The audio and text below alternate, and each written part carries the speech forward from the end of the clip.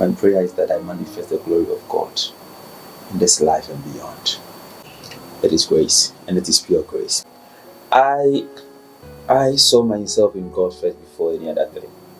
His songs actually made me feel like I could actually touch God.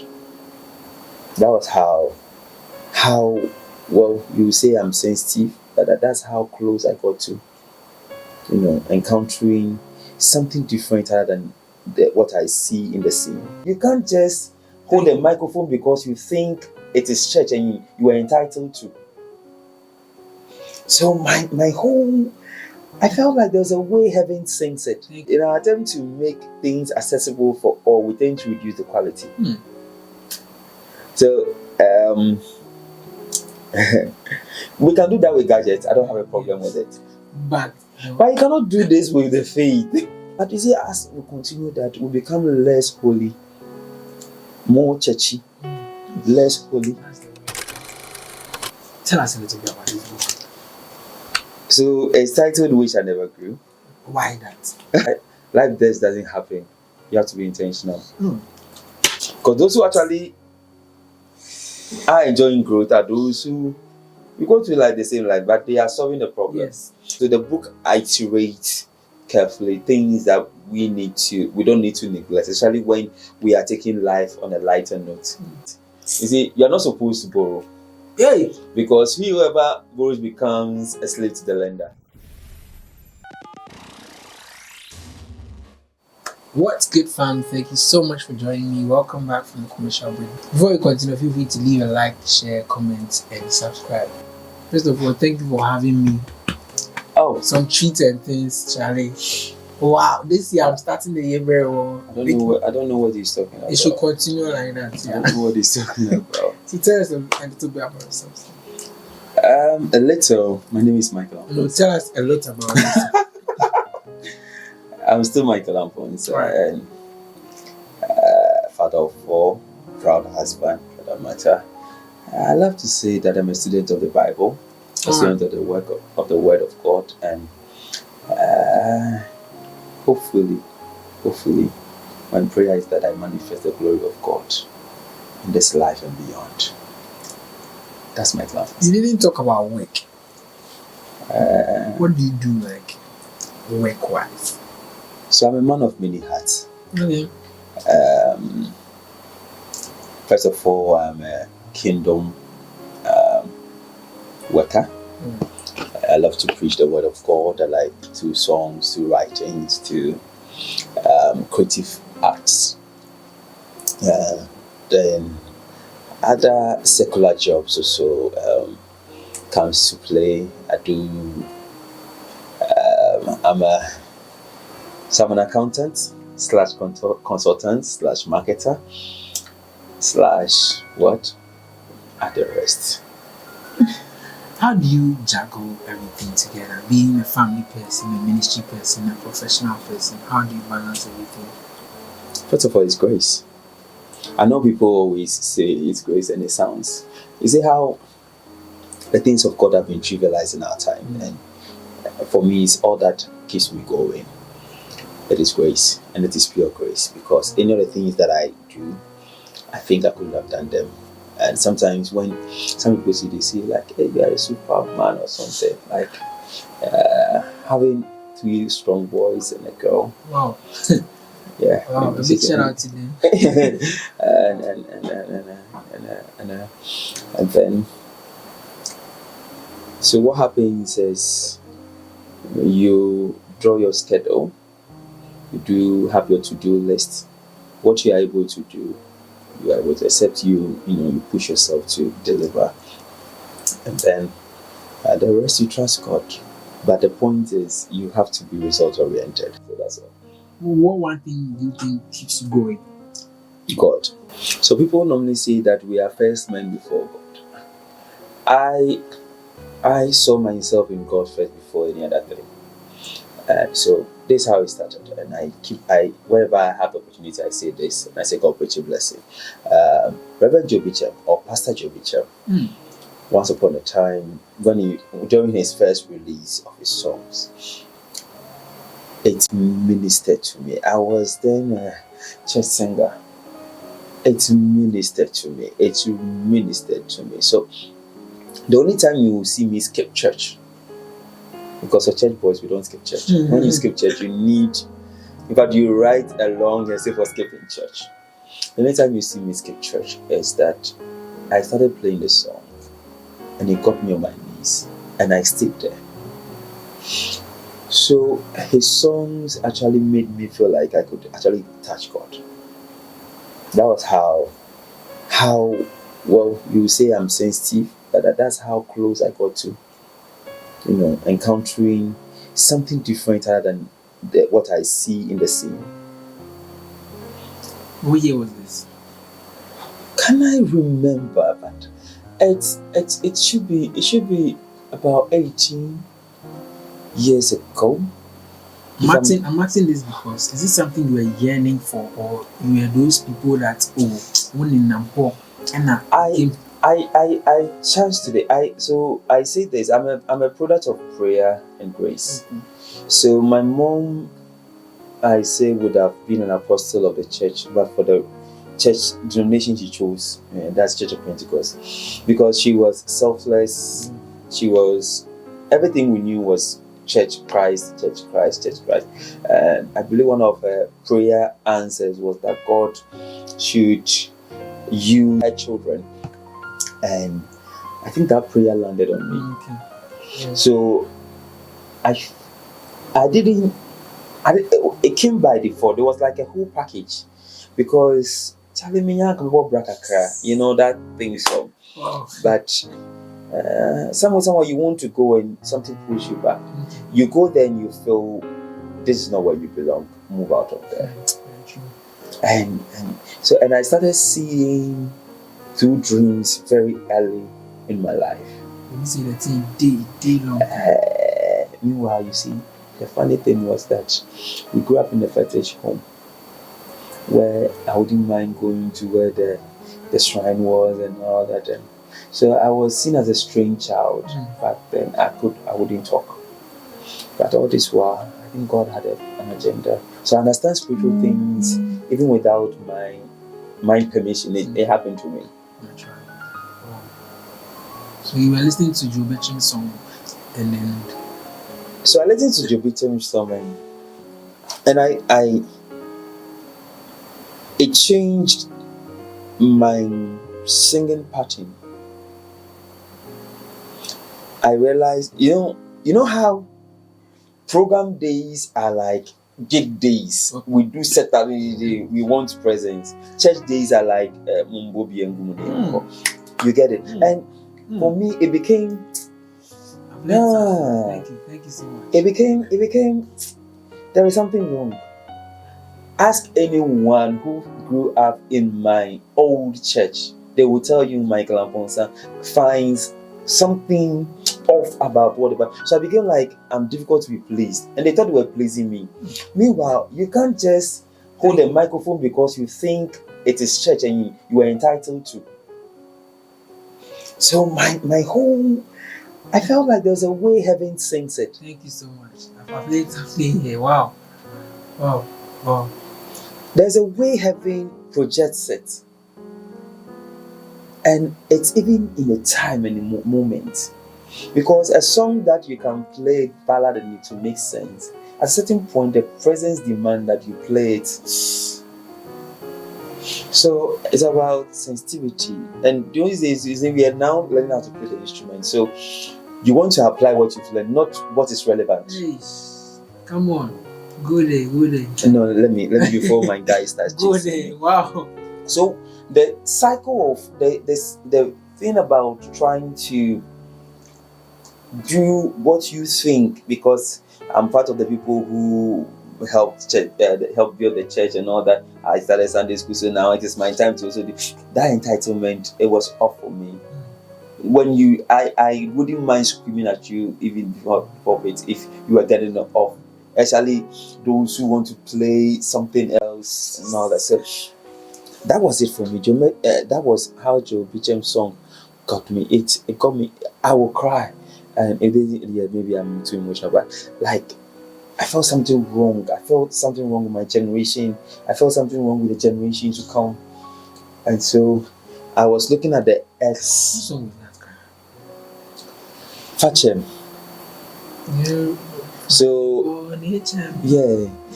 So on that album, every song was a song for me. I mean, that album, every song on it was played a role in my life. Wow. It was a song for me. Wow.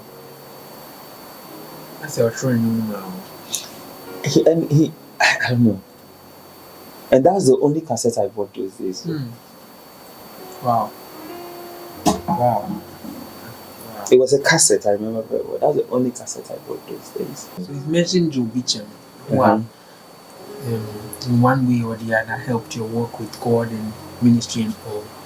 Which other people have played a very, very pivotal role in making you who you are today? I cannot leave Papa. He doesn't even know. He's Sudanaba. So even one of my birthdays, I just wanted an encounter with him. That was all I was praying for. That I should meet Sudanaba. Of course, Duncan Williams. When I was in the academy, I had the opportunity to go to Duncan Williams' church and to minister. When I saw the church, I squirmed. Wow. I could not go there to sing. My name was Major. I didn't show up. Please, this one. And Wow. And so Papa Duncan Williams, like the fathers of the land, they were hitting me back and forth. Then Koda, with a song arrangement. Okay, so when it comes to song, Koda was behind the scenes, but then was it as Gospel as Flowed? What was their name? That from Cape Coast University, and then New Kind, Minister New Kind. So they all sort of shaped me, but so I mentioned the purpose of the land. Then there was an apostle, I think an apostle, of the Church of Pentecost. The way he delivered the word. Unfortunately, this one can land me in many serious troubles. Unfortunately, you see, I think in our attempt, let me put it this way, in our attempt to make things accessible for all, we tend to reduce the quality. So, we can do that with gadgets. I don't have a problem with it. But you cannot do this with the faith. I get it. Charlie. So I want to make you feel welcome in the church, but Charlie, the guy will not understand that when hard time comes, this is the weapon I'm supposed to use. He doesn't know it. He feels because this is how grace is. This is how grace is. So the Lord says, or the Lord said, when you sleep with a woman, you have fornicated. Grace says, even if you look at her, till Lord need grace, which I don't know. You've not even done it, you've looked at her. People think coming to Christ is Charlie, very, like okay. And that's how we want to live our lives. But you see, as we continue that, we become less holy, more churchy, less holy. That's the word. Wow. And it's I don't know. And like I said, I may get into trouble with saying the truth because we live in a part of the world where saying the truth does not really. So we got bad at them. Please, I'm still in my ghetto. I am still in my ghetto, Wow. so I'm not trying to. But I think we should receive God and respect God for who He is. God has. So in answering your question, these men and how they grew, how they passed through the test of time, how their lives have shaped me. I have watched them. How they do not feel, the things that I'll make excuses, hoping that somebody should have put my hand. These people also went through it. Like it's not about Charlie, all the way from So and sometimes did the kaka people are like it's kind of mobile ministry. I'm like, hey, when this man was, praying and preaching, and sometimes like it was like the charisma, the voice. I said, no, it's Mujina Homikaka. He doesn't even do that, but he has been baked. So they all shaped my life. Then my spiritual father, Apostle Asabo, he don't like being called spiritual fathers in Pentecost, but he's a man I look up to. He's the closest I can actually hold, and he knows I love him. I said I don't visit him. Somebody asked me, why don't you visit him? I told him, I don't want to get too familiar with their personality. I want to chase the priesthood. So Papa understands, and whenever we have the opportunity, I don't take it to worst. In fact, I like those moments. I can spend the whole day, just one day, and it will be enough for me for the whole year. Sorry, maybe I'm taking over your interview by saying more words to answer a simple question. Feel free. I'm learning a lot. It looks like this interview is not for you. It's for me. Wow. No, it's actually for me. Wow. Wow. So all these people have shaped your life.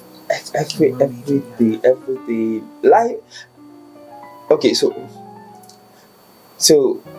my colleagues, my friends who say, Michael, why are you not out there yet? That's what my friend said. Don't want to ask that question. And I've once asked God about that, and He told me this is a waiting time for you. You see, people think waiting time is supposed to be just sleeping there idle. Okay. Sleep. Waiting time. It's a moment you actually see what actually may have gone wrong and go right. Waiting time is actually going to the mill, because I've seen myself stand in a dream where I was ministry, and one scenario I could not relate with. I did not understand it. And not to say that I want to understand everything, but I cannot understand God. See, I have not read scriptures from cover to cover, as I know some of my colleagues have. I have not. But I pride myself in the fact that, Charlie, it is small. We know some. We know God. Yeah. And it's about relationship. And the things which are in the Bible, if we are giving our time now, we can also write that this was our walk with God. And it will be a blessing to people. So I heard that this is a waiting time for you. That I still have the plans. I know that the plans I think towards you. So I wanted you to see, learn, go through this, so that all these things, the pain, the disappointment, the struggles, they will all build up. And one day when you see a glory out there, nobody will see the madness that you were actually going through. Those times that you have to walk all the way from it has happened. Like, this is how it is molding you to become the person I would like for you to see. So when you get there, it will not be about you made it. It's about my kingdom, what I want you to do. And that's basically that. Wow. It's not about, because I think some of us started on a good note, and by this time we if we will be having this session, oh Charlie, I planned. I actually worked it out. Yes. Oh, when I was young, I wanted to do it, and I worked it out, and I calculated, and I did this and that, but I don't have a hold of that. God took that away from me. So I did not plan. Wow. I waited. And when it was his time, he said, yes, I'm going to unleash you. My God. Wow. And you know the funny thing, before you even jumped in, so I was there with the lady who was helping me plan the book. Then your message came that you wanted an interview. I was like, okay. Then she said, Dede, I'm pushing you out there. She said, let him come and do the interview before the release of the book. So I was wondering, when I called you, you said, I'm like, did they listen to this? He says we should do this like tomorrow. I'm like, hey. So come on. I'm saying that when it is time, you think you came by your account. Yeah. Oh, you failed. For real, yeah. like whatever pulled you, you have no idea. And I'm not. The day will tell you this. Yeah. When your message came, so I was like, when I was typing humble, the day was like, Michael, so this young man, you are saying humble. I said, Dede, This is the move of God. This is not my move. Oh, wow, so I'm not to boss my way around. Wow. So you have been trapped and be here. Exactly. So just be here. I say yes. Oh wow.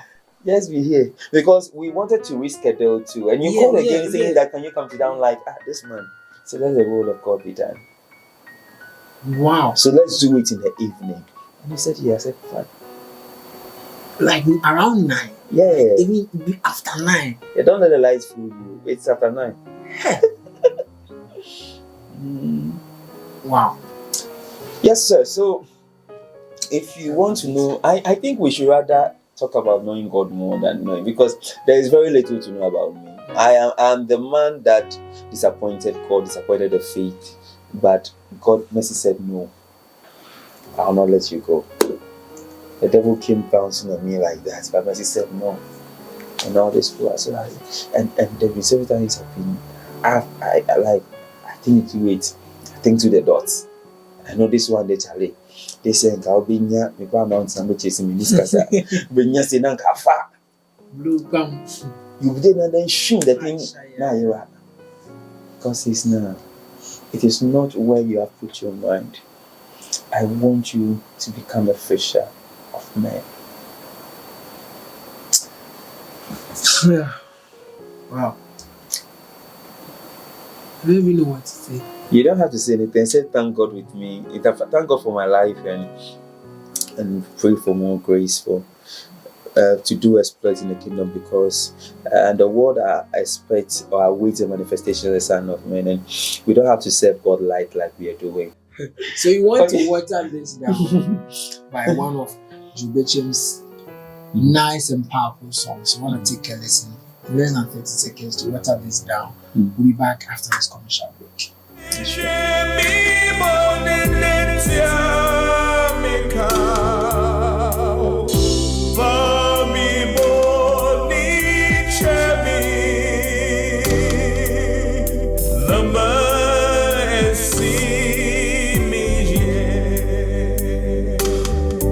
Thanks so much for joining me here again. Let's go right. This is the icing on the cake. The purpose for you watching this video.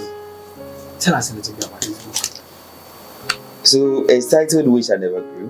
Why that?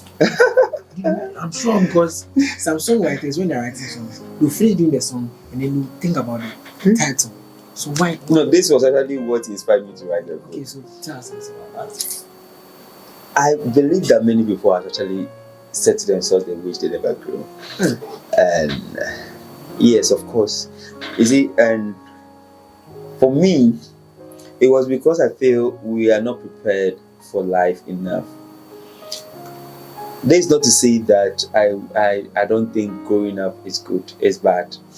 This is to say that I think life is not just life just doesn't happen. You have to be intentional. So for those of us who are not intentional in life, we will wish we never grew. Because the things that you think you can't skip it. Life is like that, but you can't. What you see, life is in 3 phases. There is the first phase, which I call the preparation stage. There is the second phase, which I call the implementation or the delivery stage. The preparation is you go to school, you're being prepared to solve a problem. Then you get to the stage where you're supposed to actually solve the problem. So the problems will come. If you didn't get equipped to solve the problems come, then you become a burden. Then you come to wish you never grew. Because those who actually are enjoying growth are those who you go to like the same life, but they are solving the problem. Yes. Because they got the capacity to solve that problem. So in a nutshell, that's the summary of the book. Is that you not being able to solve that problem? You're not prepared for it. Exactly the point. And however it is, whether your parents pampered you, That's what I was about to say. and culture. Yes, culture. Sometimes you feel okay. Somebody had an opportunity because they travel outside the country, and all that. However, it is a problem lies in the second phase of your life. It even gets terrible when you cannot solve the basic one, as in getting the basic necessities in life. That one, you call everyone around you a wizard or a witchcraft. Sadly. You are there, you cannot even eat. Okay. Your basically only hard on this. Oh. So I think growing up, this to say that, so the book iterates carefully things that we don't need to neglect, especially when we are taking life on a lighter note. You need to build capacity. You need to take life intentionally, because the problems will come. And when it comes, you need everything that you gathered from the introductory stage of yourself, the first phase of your life, to be able to solve them, to get to the third stage, which is the relaxation stage. You see, people are enjoying retirement, driving 4x4 and all that, but you'll be hustling because. Thank you. And you can give me that I'm seeing somebody who will be hustling. No, yeah. So he's called Jesus. The stage where everything that you have done should be working for you. That is when you are so. That is when people have grey hair and they are still. I don't think the knocking on is for you doors. people, man. Hey. So those who are saying they wish they never grew, and you see, the Bible clearly says it. You see, you're not supposed to borrow. Hey. Because whoever borrows becomes a slave to the lender. So you can even grow up with the same person. You probably even might have supported him in the past. If he grows up to build capacity, and one day he learns to you become a slave to him. He's still young and has a capacity to grow, so he can build capacity and do that. But hey, so do I say grab a copy of the book? Don't grab. So bad. Hello, people of God. I'm humbled to come your way to personally invite you to my book launch, which I never grew. It is happening on the 16th of February 2025, 1 p.m. sharp at the Church of Pentecost, Washi District, New Jerusalem Assembly. Be there and be a blessing. God bless you. To remain.